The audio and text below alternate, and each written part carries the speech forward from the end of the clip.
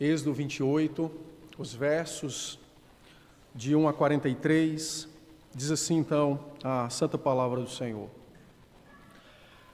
Fazei também vir para junto de ti Arão, teu irmão, e seus filhos com ele, dentre os filhos de Israel, para me oficiarem como sacerdotes, a saber, Arão e seus filhos Nadab, Abiú, Eleazar e Itamar, para as vestes sagradas para Arão, teu irmão, para glória e ornamento.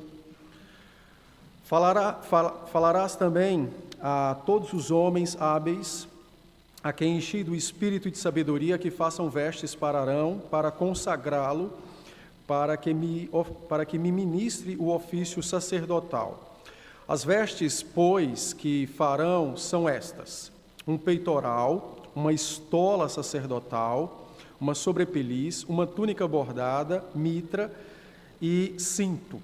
Farão vestes sagradas para Arão, teu irmão, e para seus filhos, para me oficiarem como sacerdotes.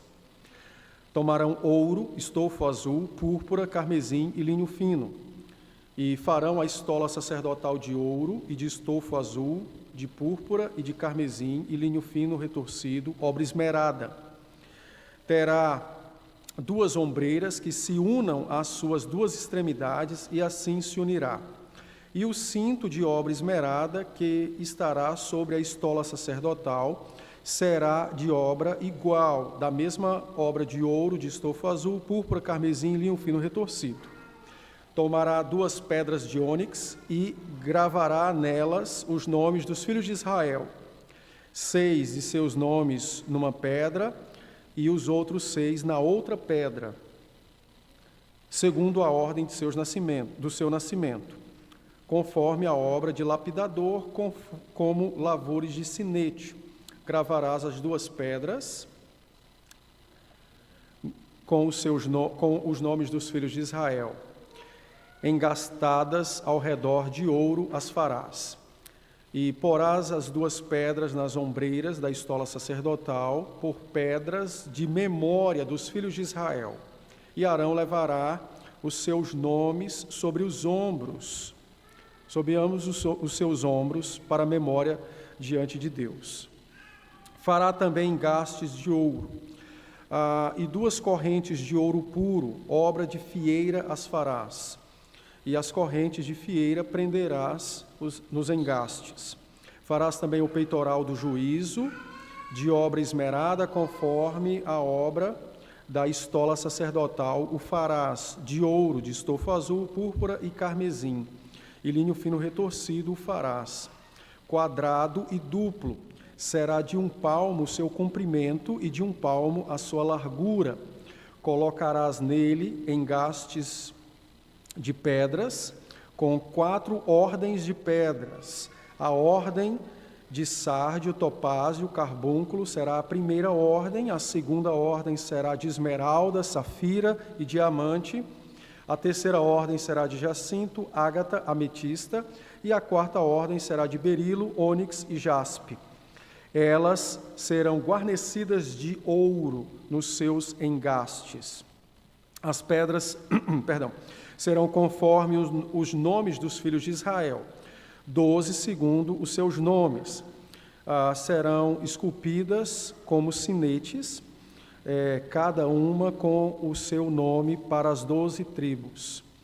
Para o peitoral farás correntes como cordas de obra trançada de ouro puro. Também fará para o peitoral 2 argolas de ouro, e porás as 2 argolas nas extremidades do peitoral. Então meterás as 2 correntes de ouro nas 2 argolas nas extremidades do peitoral. As 2 pontas das correntes prenderás nos 2 engastes e as porás nas ombreiras da estola sacerdotal na frente dele. Fará também 2 argolas de ouro e as porás nas 2 extremidades do peitoral, na sua orla interior, junto à estola sacerdotal. Farás também 2 argolas de ouro e as porás nas 2 ombreiras da estola sacerdotal, abaixo, na frente dele, perto da juntura. Juntura é a costura, né? Perto da juntura, sobre o cinto da obra esmerada da estola sacerdotal. E ligarão o peitoral com as suas argolas, as argolas da estola sacerdotal, por cima, com uma fita azul, para que esteja sobre o cinto da estola sacerdotal, e nunca o peitoral se apartará da estola sacerdotal. Assim, Arão levará os nomes dos filhos de Israel no peitoral do juízo sobre o seu coração, quando entrar no santuário, para memória diante do Senhor continuamente. Também porás no peitoral do juízo o Urim e o Tumim, para que estejam sobre o coração de Arão quando entrar perante o Senhor. Assim Arão levará o juízo dos filhos de Israel sobre o seu coração, sobre o seu coração diante do Senhor continuamente. Farás também a sobrepeliz da estola sacerdotal, toda de estofo azul. No meio dela haverá uma abertura para a cabeça, será debruada essa abertura, como a abertura de uma saia de malha, para que não se rompa. Essa abertura, ela teria debruado seria como se fosse, porque são termos hebraicos, não são simples de traduzir, mas seria o mais próximo de uma gola de camisa de malha. É o mais próximo. Por isso que o texto até usa a expressão como uma saia de malha. Em toda a orla da sobrepeliz farás romãs de estofo azul e púrpura e carmesim e campainhas de ouro no meio delas.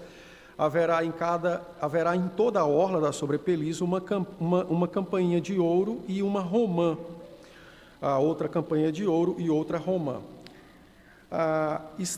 Esta sobrepeliz estará sobre Arão quando ministrar, para que se ouça o seu sonido, quando entrar no santuário diante do Senhor e quando sair. Isso para que não morra. Farás também uma lâmina de ouro puro, e nela gravarás à maneira de gravuras de sinete, santidade ao Senhor. Atá-la-ás com um cordão de estofo azul, de maneira que esteja na mitra. Bem na frente da mitra estará. E estará sobre a testa de Arão, para que Arão leve a iniquidade concernente às coisas santas que os filhos de Israel consagrarem em todas as ofertas de suas coisas santas. Sempre estará sobre a testa de Arão, para que eles sejam aceitos perante o Senhor. Tecerá quadriculada a túnica de linho fino, e fará uma mitra de linho fino e um cinto de obra de bordador. Para os filhos de Arão farás túnicas e cintos e tiaras, falos-ás para glória e ornamento. E com isso vestirás Arão Arão teu irmão, bem como seus filhos, e os ungirás e consagrarás e santificarás, para que me oficiem como sacerdotes. Faze-lhes também calções de linho para cobrirem a pele nua, irão da cintura às coxas, e estarão sobre Arão e sobre seus filhos quando entrarem na tenda da congregação ou quando se chegarem ao altar para ministrar no santuário, para que não levem iniquidade e morram. Isso será estatuto perpétuo para ele e para a sua posteridade depois dele. Amém, pela palavra do Senhor. Vamos orar? Dá-nos tua graça para compreendermos a tua revelação e podermos aplicá-la ao nosso coração, Senhor. Que o Senhor, bondosamente, pelo seu Espírito, compadecendo-se de nós, edifique, instrua e alimente nossa fé. Bem como também, ó Deus, dê-me tua graça para que as minhas falhas e fraquezas, pecados, não sejam impedimentos nesse momento, pois o nosso desejo tão somente é adorarmos o Senhor enquanto ouvimos a sua voz pela tua palavra pregada. Seja conosco, em Cristo Jesus é que oramos. Amém.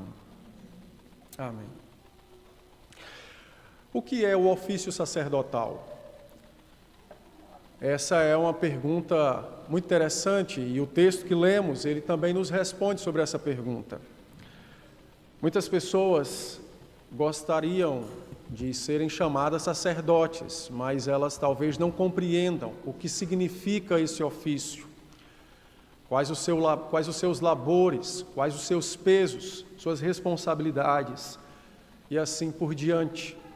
Isso é perfeitamente visível, por exemplo, a nossa ignorância muitas vezes quanto ao sacerdócio, quando os homens, por exemplo, decidem se casar sem se preocuparem com o que significa ser o sacerdote de seus lares. Então, isso nos mostra a necessidade e a urgência de conhecermos sobre o que é o ofício sacerdotal. Ao mesmo tempo, aqueles que são ou que estão debaixo de um ofício sacerdotal, muitas vezes também não o conhecem e por isso falham, tanto na honra como na própria utilização dos seus sacerdotes, não é? E desta forma deixam de ser abençoados, acrescidos na fé e no seu relacionamento com o Senhor. O texto que nós lemos, eu vou seguir a mesma estratégia dos demais, porque é uma descrição. Então, nós iremos abordar a descrição que o texto faz, o que significou isso para Israel e, por fim, o que significa para nós e aplicando às nossas vidas. Comecemos então pela descrição. Para quem está anotando, esse é o primeiro ponto. O que significa? Qual é a descrição que o texto nos traz? Bom, o Senhor então ordenou a Moisés, que convocasse Arão e os seus filhos para que lhes fossem ministros, para que lhes fossem sacerdotes. Então, em primeiro lugar, o sacerdócio é uma escolha divina, não é uma ação humana, mas foi o próprio Deus quem escolheu aqueles homens para serem sacerdotes. E os irmãos devem lembrar que, assim como Moisés, logicamente, que era irmão de Arão, eles descendem da tribo de Levi. Então, o Senhor Deus escolhe a tribo de Levi para ser, então, a tribo dos sacerdotes, não é? E dentro dessa tribo, ele escolheu a família de Arão para o sacerdócio. Os levitas também eram, entre aspas, uma espécie de sacerdotes. Havia todo um trabalho que eles desempenhavam. Mas, de forma específica, para trabalhar na igreja, para trabalhar no tabernáculo e, posteriormente, no templo, então, o Senhor escolheu a família de Arão. Então, Arão foi escolhido para ser o sumo sacerdote e os seus filhos para serem sacerdotes. Quando Arão viesse a morrer, o mais velho dentre os seus filhos assumiria o ofício de sumo sacerdote e assim, então, permaneceria até a vinda do Senhor Jesus Cristo. Bom, o texto nos diz que a roupa do sacerdote era composta por 5 peças. E essa roupa aqui é a roupa do sumo sacerdote, não a dos sacerdotes. No final do texto, os irmãos podem ler que Deus ordena que fizessem túnicas, com cintos e tiaras para os sacerdotes. Mas toda essa descrição aqui é para o sumo sacerdote, ou seja, para Arão. Então, era um conjunto de 5 peças. Uma túnica de corpo inteiro, é importante entender isso, porque há túnicas que não são de corpo inteiro. Então, era uma túnica de corpo inteiro, ela é a última citada no texto. Foi tecida de uma maneira meio quadriculada, não é? Ela cobria, então, os braços e até o tornozelo, até praticamente o chão. Sobre essa túnica, aí você olha agora para o começo do capítulo. Então, sobre essa túnica estava uma estola sacerdotal. O que é uma estola sacerdotal? É como se fosse um avental. Só que não o avental de cozinha, por exemplo, mas é mais ou menos isso. Ela não tinha mangas, ela ia até mais ou menos a altura da cintura. Ela era um colete, fechada nas suas laterais, mas a mais ou menos até a altura da cintura. Ela era toda feita com os mesmos materiais das cortinas internas do santuário, ou seja, então havia tecidos azuis, roxos, vermelhos e fios de ouro para a confecção dessa estola sacerdotal. Ela estava então sobre a túnica que o sacerdote haveria de vestir, que foi a primeira que eu já citei, que era de corpo inteiro. Então imagine aí na sua cabeça, ele vestia os calções de linho, colocava a túnica de corpo inteiro, por cima dela então tinha a estola sacerdotal, uma espécie de colete bordado com as cores iguais às cores da cortina do tabernáculo. Tá?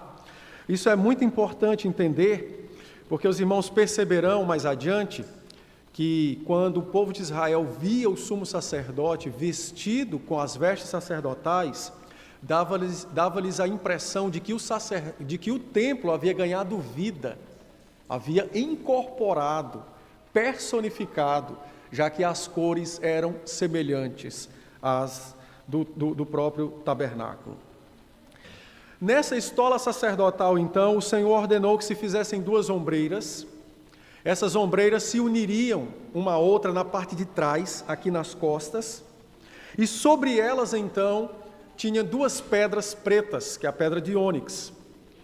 E nessas pedras estavam, então, os nomes dos filhos de Israel por ordem cronológica, 6 numa pedra, 6 em outra.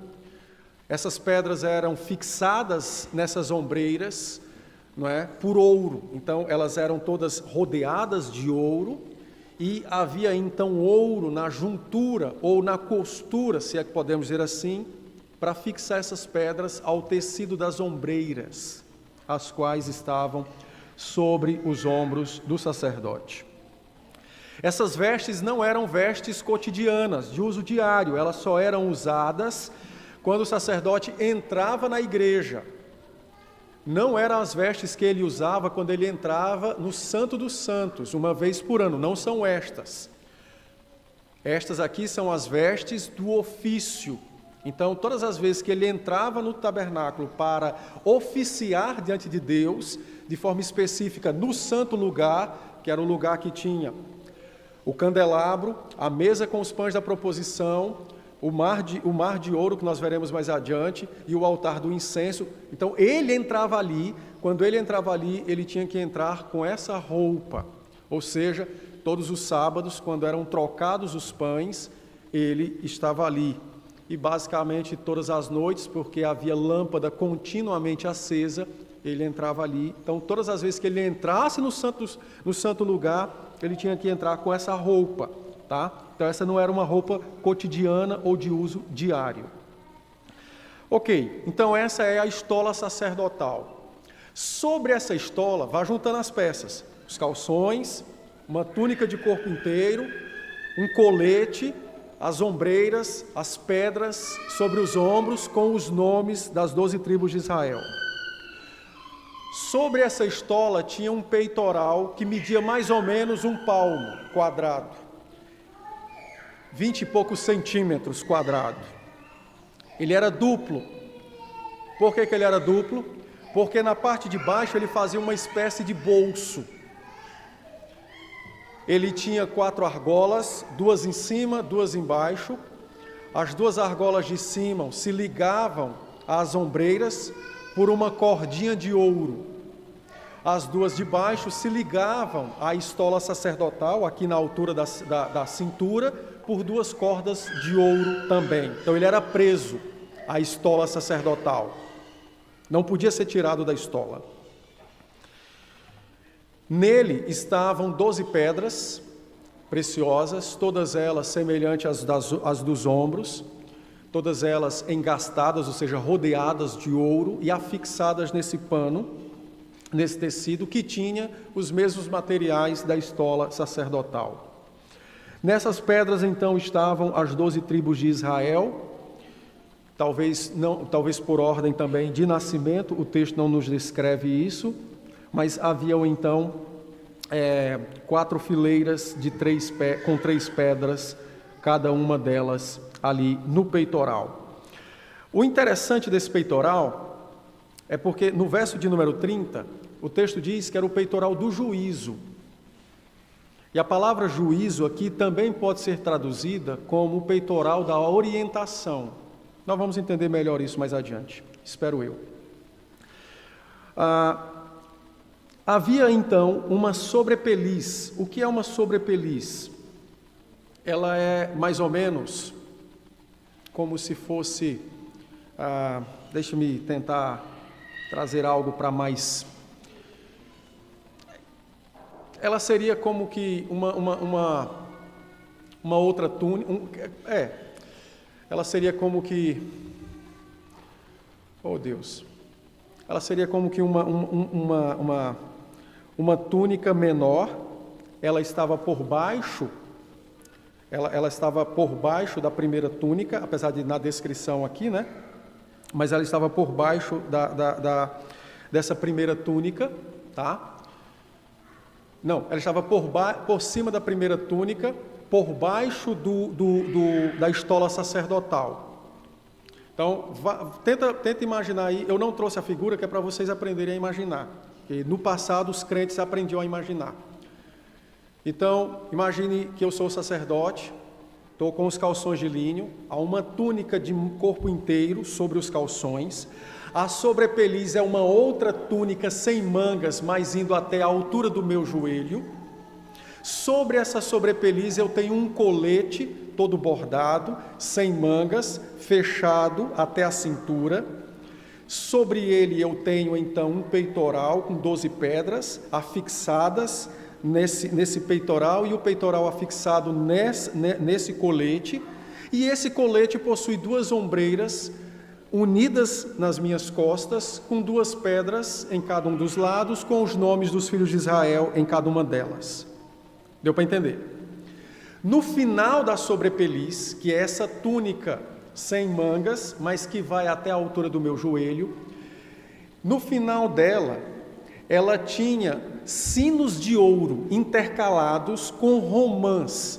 E romãs aqui pode ser tanto a fruta desenhada como o carocinho da romã bordado. Então imaginemos que fosse uma fruta. Então você tem uma fruta, um sininho, uma fruta, um sininho, em toda ela. Por quê? Porque quando Arão entrava no santuário de Deus para ministrar, à medida que ele andava, os sinos faziam barulho. E o barulho era importante, tanto quando ele entrava, tanto quando ele saía, porque o barulho significava que ele não havia morrido. Se ele não havia morrido, lá dentro era sinal de que Deus o havia aceitado. Nós vamos ver mais adiante. Então essa é a sobrepeliz. Na cabeça havia uma espécie de um turbante. Nela havia uma coroa de ouro, a qual a Bíblia descreve como uma lâmina. Era como se fosse uma coroa, mas não como a dos reis, mas era uma coroa, não é? Uma lâmina de ouro afixada nesse turbante, com a inscrição Santidade ao Senhor. E era assim que ele entrava para ministrar diante do Senhor no santo lugar. Então essa é a descrição que o texto nos faz da roupa sacerdotal. O que isso significou? Então essa é nosso segundo ponto, para quem está anotando. O que isso significou? Em primeiro lugar, a convocação de Arão para o sacerdócio e seus filhos apontou então a separação da tribo de Levi de todo Israel para oficiarem diante de Deus. Então agora fica nítido e claro para o povo de Israel que eles possuem sacerdotes e que estes descendem de uma única tribo. É por isso que nós encontraremos homens renomados na Escritura, como Samuel, que não era sacerdote, porque não pertencia a essa tribo. Ainda que residisse na igreja, ainda que fosse um auxiliar de Levi, que era o sumo sacerdote, ele não era um sacerdote. Ainda que fosse um homem mais digno do que os filhos de Levi, e ainda que o Espírito de Deus estivesse sobre ele, ele não era um sacerdote. Ele era um juiz, ele era um profeta, mas ele não era um sacerdote. Então, há uma afirmação divina acerca da escolha para aqueles que servirão ao Senhor no ofício sacerdotal. A estola, que é aquele colete, e o peitoral, ambos, nos ensinam sobre o dever do sacerdote. O sacerdote carregava sobre seus ombros o povo de Israel. Então, isso mostra o peso do seu trabalho. As pedras sobre os ombros implicam exatamente o pastor que carrega a sua ovelha ferida ou cansada sobre os ombros. Então, isso aponta para o peso, para o trabalho, isso aponta para o desgaste, para a fadiga, isso aponta, então, para a labuta do trabalho sacerdotal. É a parte física do ofício sacerdotal representada pelas ombreiras da estola sacerdotal. O que o nosso Senhor também fez. Ele também teve um trabalho físico por nós, não é? E nos carregou em seus ombros naquela cruz. Quanto ao peitoral, então, sobre o coração de Arão estava continuamente as 12 tribos de Israel, ou seja, Deus agora está ensinando ao seu povo o que significa o aspecto espiritual do ofício sacerdotal. Ora, o coração é o lugar central numa pessoa, é ali onde se encontram as afeições, é ali onde se encontram os interesses, é ali onde se encontra o vigor da vida. Então o Senhor está ensinando que agora o ofício sacerdotal também tinha o seu aspecto espiritual, e isso significava que Arão deveria carregar continuamente os interesses do povo de Israel sobre o seu coração. Ele não podia se apresentar diante de Deus sem a estola sacerdotal, ou seja, sem os interesses das suas ovelhas. Elas estariam continuamente, até o último dia da sua vida, elas estariam sobre o seu coração.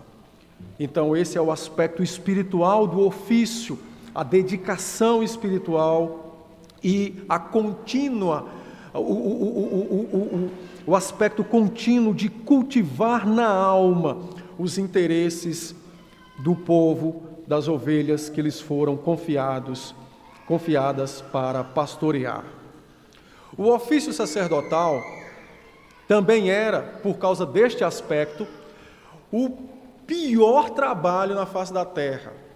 E por pior, não entenda no sentido ruim, mas entenda no sentido perigoso. Era o ofício mais mortal que podia existir, como ainda hoje também o é. Deus, então, alerta Arão, dizendo o seguinte: você precisará de tudo isso e vai colocar os sininhos na sobrepeliz. Por quê? Porque no dia que você entrar na minha presença indignamente, seja fisicamente ou espiritualmente, eu mato você. Você vai morrer diante de mim por causa da sua impureza, por causa do seu pecado. Por isso que quando o sacerdote entrava no santo lugar, os demais ficavam atentos. Porque o sininho tocando era sinal de que ele está vivo. Se ele está vivo, é porque Deus o aceitou. Entendem a gravidade do ofício sacerdotal? Ele está vivo. Se ele está vivo, é porque Deus o aceitou. Agora, olha que coisa incrível. Semanalmente ele tinha que fazer isso, todos os sábados. E em outras ocasiões, durante a semana, ele tinha que fazer isso. Quando queimava o incenso sobre o altar, quando repunha o óleo no candelabro. Então, tentem imaginar a constante atenção que era necessário para o sumo sacerdote no desempenho físico e espiritual do seu ofício. Era o ofício, o trabalho mais perigoso de todos. O barulhinho significava: Deus o aceitou. Deus o aceitou.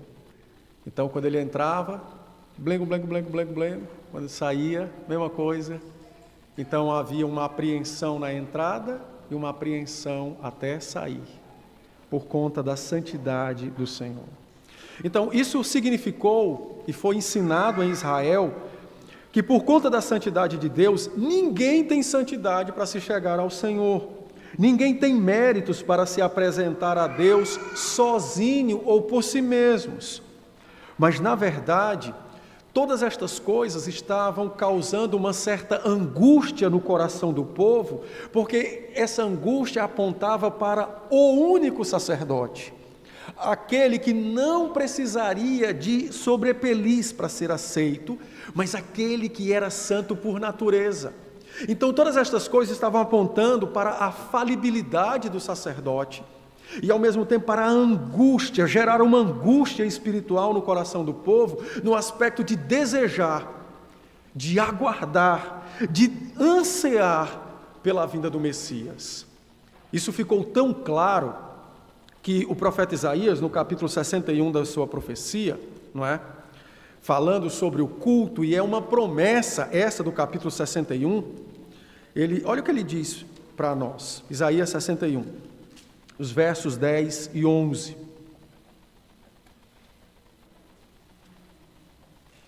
Uma profecia de salvação, de boas novas. Eu vou ler desde o verso 9 para os irmãos entenderem. A sua posteridade será conhecida entre as nações e os seus descendentes no meio dos povos. Todos quantos os virem os reconhecerão como família bendita do Senhor. Agora presta atenção o que torna essas pessoas benditas do Senhor. Verso 10. Regozijar-me-ei muito no Senhor, a minha alma se alegrará no meu Deus, porque Ele me cobriu de vestes de salvação. O que é que ele está dizendo? Ele está dizendo que quando o Messias viesse, as vestes dos sacerdotes estariam sobre os salvos. Por isso que as pessoas nos veriam e saberiam que nós somos benditos, por causa das vestes de salvação. Assim como só havia uma pessoa que possuía aquele look em Israel, agora só há um povo que possui também essas vestes de salvação. Quem? Os crentes. Então Isaías diz: Ele me vestiu com vestes de salvação, Ele me envolveu com um manto de justiça. Com um manto de justiça. Como noiva que se enfeita com as suas joias. Por isso a estola tem joias, pedras preciosas. E por que ele usa noiva? Eu até mencionei no casamento da Nicole. Porque na terra, a igreja, ela está se preparando para o casamento. Mas no céu, o casamento é consumado. Então aqui somos filhos, ovelhas e povo. Mas lá é a esposa, para demonstrar a intimidade e a profundidade da relação. Verso 11 ele diz: porque como a terra produz os seus renovos e como o jardim faz brotar o que se semeia, assim o Senhor fará brotar a justiça e o louvor perante as nações. Então ele está falando do evangelho, da salvação. Ele está mostrando e dizendo que Deus faria com que o seu povo, entre as nações, o louvassem. E esse povo seria distinto e distinguido dos demais. Por que seria distinguido? Porque eles estariam vestidos com vestes de justiça, com vestes de salvação. Eles estariam vestidos com as roupas sacerdotais. Então, essa esperança era a esperança que nutria Israel. A cada momento que nascia uma criança, um menino em Israel, a cada momento as pessoas olhavam: será que é esse o verdadeiro sacerdote? Será que é esse aquele que de fato nos vestirá com santidade? Será que é este?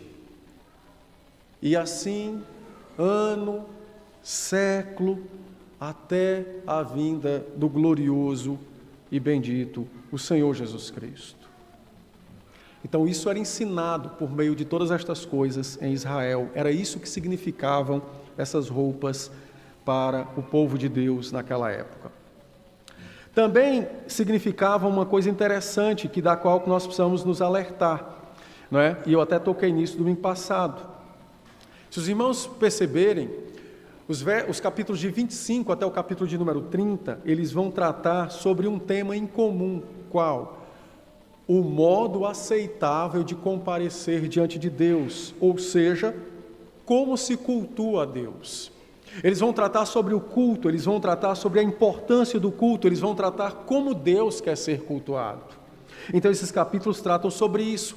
E é por essa razão que no verso 2 desse capítulo 28 do Êxodo, note como Deus atribui, ou o que Deus atribui às roupas do sacerdote. Ele não atribuiu isso ao sacerdote, ele atribuiu às roupas.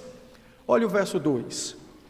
Farás vestes sagradas para Arão, teu irmão, para glória e ornamento. 3 coisas que Deus usa para descrever essas roupas, que são próprias dele, são atributos de Deus. Vestes sagradas, a palavra sagrada é a palavra santo, separado daquilo que é comum. Então aquelas roupas eram sagradas, eram santas, como Deus é santo. Vestes para glória, eu já expliquei o que é glória aqui, né? A palavra glória, kabod, é a palavra que tem sua raiz, ou que deriva da palavra peso. Então eram vestes pesadas, não no sentido físico, mas da sua importância. Então eram vestes de glória, ou seja, Deus atribui às vestes aquilo que Ele mesmo possui, glória. E o texto diz que eram para ornamento. No original hebraico, a palavra ornamento significa beleza. Vestes para beleza. E agora você vai entender por que Davi, no Salmo 27, diz: eu quero adorar a Deus na beleza da sua santidade. Então, Deus atribui às roupas coisas que lhes são próprias. Coisas que lhes são próprias, atributos que pertencem a Ele, como santidade, glória e beleza. Santidade, glória e beleza. Então, tudo isso é para mostrar o culto, a importância do culto, como Deus quer ser cultuado, como Ele quer ser adorado. É para mostrar a nós hoje, que estamos distantes do sacerdote temporalmente, e que não precisamos mais de um sacerdote físico, é para mostrar o privilégio que nós temos em Cristo. Nós podemos nos chegar a Deus e adorá-lo na sua santidade, na sua glória e na sua beleza. E fazemos isso por meio de uma pessoa. Nós não precisamos de ornamentos externos. Nós só precisamos de uma única pessoa, Cristo. E mesmo que nós, quando estávamos saindo de nossa casa, ainda que cometamos algum pecado ali, ainda assim somos aceitos por causa dele, Cristo, não por causa de nós mesmos. Ao pedirmos perdão ao Senhor e nos arrependermos, imediatamente nos é declarado pureza, santidade. Vestes de justiça e de salvação estão continuamente sobre os crentes. Não se apartam deles.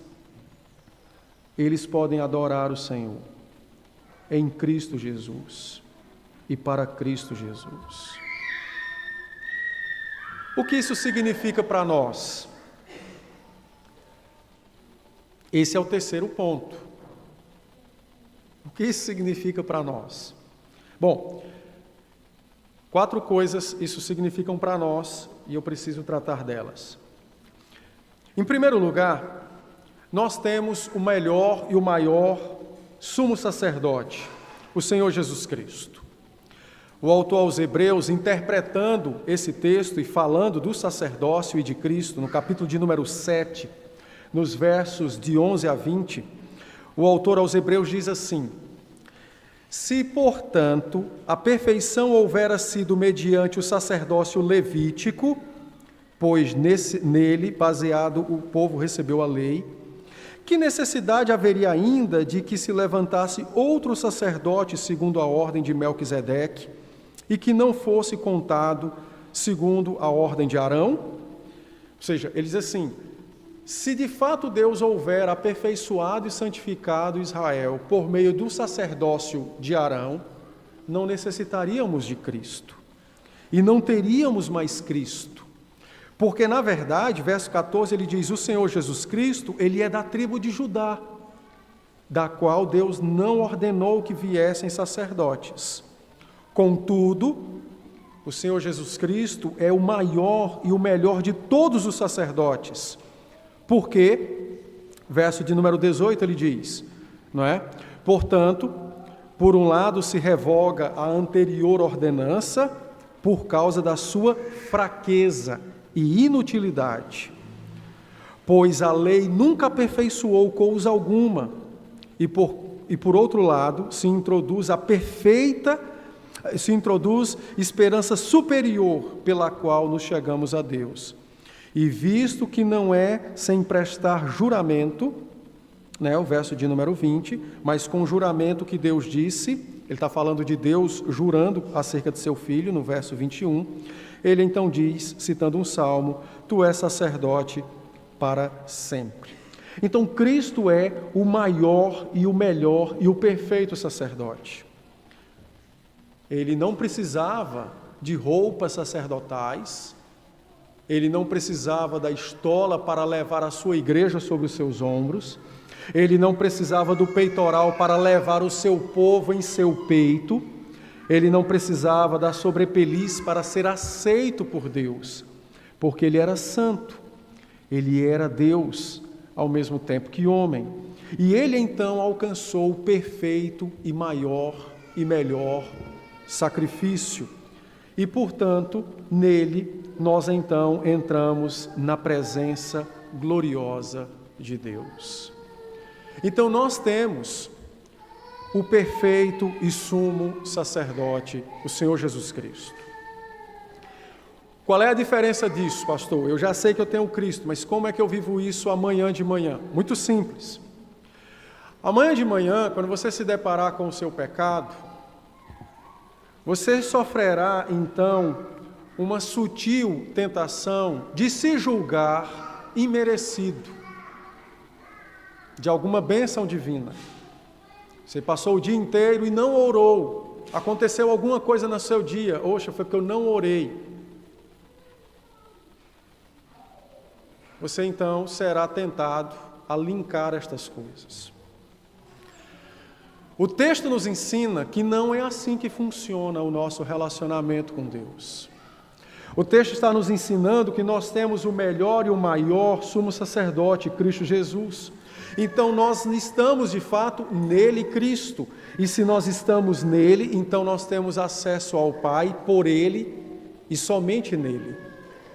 Portanto, quando você fraquejar amanhã e for tentado a julgar que alguma coisa que lhe aconteceu, ou que pelo seu pecado você ficou por algum momento longe do Senhor, você precisa repreender essa tentação, lembrando-se que você tem um único e perfeito sacerdote, Cristo Jesus. Você nunca, jamais se apresentará diante de Deus pelas suas qualidades ou pela sua perfeição, mas sempre por causa de Cristo e somente por causa de Cristo. É por isso que você sai de casa e vem cultuar a Deus e às vezes discute no carro e fica se perguntando: será que eu estou sendo um hipócrita? Não. Se você estiver cultuando a Deus em Cristo, não é um hipócrita, mas se você estiver cultuando a Deus achando que é a sua obra, é o seu trabalho que te faz ser aceito por Deus, sim, é um hipócrita. Dá para entender? Nós não estamos nus para que continuamente confeccionemos vestes de salvação. Nós fomos vestidos por Cristo com as vestes de salvação. Então agora, como pessoas vestidas diante de Deus e do mundo, nós então nos esforçamos para viver como aqueles que estão vestidos e não como aqueles que estão nus. Entendem? Então nós temos um sumo e perfeito sacerdote, o Senhor Jesus Cristo. Em segundo lugar, o ofício sacerdotal de Cristo também é desempenhado semelhantemente ao ofício de Arão. O texto na Escritura nos diz que Arão tinha sobre os seus ombros os nomes dos filhos de Israel e sobre seu peito também. Da mesma forma, o Senhor Jesus Cristo tem em seus ombros os nossos nomes e em seu coração também. Olha o que a Escritura nos diz, ainda em Hebreus, capítulo de número 2. Então, a palavra diz assim, verso de número 14. Esse é o segundo item do terceiro ponto. Visto, pois, que os filhos têm participação comum de carne e sangue, destes também ele igualmente participou, para que por sua morte destruísse aquele que tem o poder da morte, a saber, o diabo, e livrasse todos que, pelo pavor da morte, estavam sujeitos à escravidão por toda a vida. Pois ele, evidentemente, não socorre anjos, mas a descendência de Abraão. Por isso mesmo convinha que, em todas as coisas, se tornasse semelhante aos irmãos, para ser misericordioso e fiel sumo sacerdote nas coisas referentes a Deus e para fazer propiciação pelos pecados de seu povo. Pois naquilo que ele mesmo sofreu, tendo sido tentado, é poderoso para socorrer os que são tentados. Cristo nos carregou sobre os seus ombros quando ele encarnou. Cristo nos carregou sobre os seus ombros quando ele participou de todas as fraquezas comuns aos homens. Cristo nos carregou sobre os seus ombros quando ele participou dos sofrimentos que são comuns aos homens.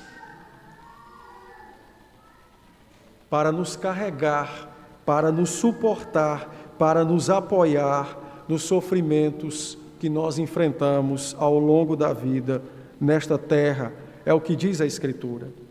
Ele se tornou semelhante a nós para nos carregar sobre seus ombros. Então Cristo também nos carregou sobre seus ombros. E é isso que nos adorna de beleza, porque agora a beleza dele é o que de fato nos contagia, e a sua beleza então é como o ouro que cobria aquelas pedras, assim também é a sua beleza que nos cobre e nos faz apresentáveis e desejáveis e agradáveis ao Senhor Deus. Mas Cristo também carrega o seu povo no seu coração, ou seja, os interesses da igreja estão continuamente no coração de Cristo. Os interesses da igreja permanecem continuamente diante de Deus, porque Cristo não se descuida de nenhum dos interesses do seu povo. Por isso que o texto nos diz que ele é misericordioso. E no capítulo 4 de Hebreus, nos versos de 14 a 16, nos é dito então que ele se compadece de nós, e que, portanto, podemos chegar diante do Pai, porque alcançaremos misericórdia e graça para as nossas vidas, para socorro oportuno.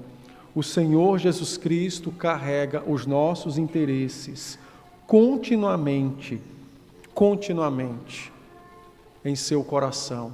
Há um coração de carne, cheio de sangue, que pulsa pela igreja no reino dos céus. Isso é extremamente importante para nós, irmãos. Quando uma pessoa cai em angústia profunda, uma das coisas que escurecem a vida dessa pessoa é a crença de que não há ninguém que possa compreendê-la. Mas a Escritura me diz que há alguém que me compreende no mais profundo do meu ser, e que não apenas me compreende, como também tem o poder de medir, de mensurar a angústia e a dor que a pessoa sente. E nele também há o poder para socorrer e aliviar tal tipo de dor. Infelizmente, nós usamos muito pouco o coração de Cristo a nosso favor. Muito pouco. Quando os crentes encontram problemas, eles pouco se recordam de seus sacerdotes, ou de seu sacerdote. Eles se cercam de todos os seus inimigos, incredulidade, preocupação, angústia. Eles se cercam de pessoas que não lhes dão conselhos sábios, e eles fogem daquele que é o único que pode mensurar o que se passa no coração. Crentes, quando estão em apertos, em preocupações por qualquer que sejam elas, eles se refugiam no Egito, como Israel fazia, na terra dos inimigos, dos escravizadores, mas não recorrem ao Deus de Israel. Portanto, pessoas que confessam a fé podem até afirmar que há um coração que pulsa por elas no céu, mas elas não fazem a menor ideia de como acessar esse coração, nem muito menos de como se utilizar deste coração. Não é à toa que os crentes são, de fato, as pessoas mais fáceis no conjunto social para serem fisgadas por toda e qualquer oferta de alívio. Toda e qualquer oferta de alívio. Eles são as pessoas mais fáceis de serem fisgadas. E é por isso que os hereges e os falsos profetas tanto florescem hoje em dia. Então, venham aqui que eu vou te curar, vá ali que você vai ser abençoado, toque naquilo que o seu mal será retirado. Tome essa pílula, beba esse chá. Elas não recorrem ao trono da graça e elas não acessam o seu sacerdote perfeito, que tem mais interesse pelo bem delas do que elas por si mesmas. Se você precisa de trabalho, é um pai de família e está desempregado, clame por ele. Ou você acha que as profissões foram inventadas pelos homens?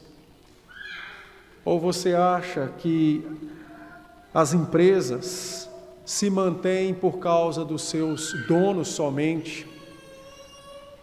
Nós tivemos uma pequena experiência na pandemia, uma coisa que ninguém nem via, colocou o mundo inteiro de joelhos. Pôs medo, fechou empresa, mudou coisas. Os crentes deveriam entender que o ouro e a prata pertencem ao Senhor, e Ele é quem os dá aos homens. Se você precisa de uma casa, de um lar, de um abrigo, Cristo pode. Então recorra a Ele. E eu não estou me referindo a uma casa de madeira, de alvenaria, não é?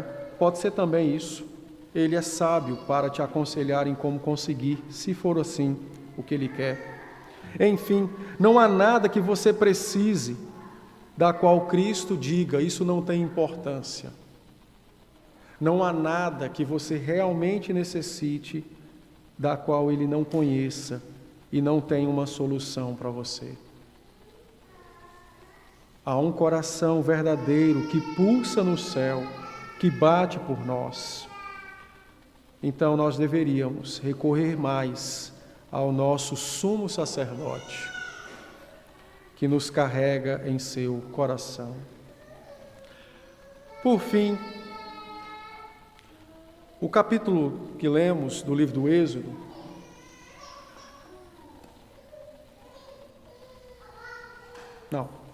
eu vou encerrar, nós vamos orar. Domingo que vem eu continuo, porque eu vou tratar sobre como conhecer a vontade de Deus, que é o verso de número 30, com o Urim e o Tumim. E vou tratar também sobre o sacerdócio universal dos crentes. Então é muita coisa, o nosso tempo já foi embora. Domingo que vem eu concluo esse sermão.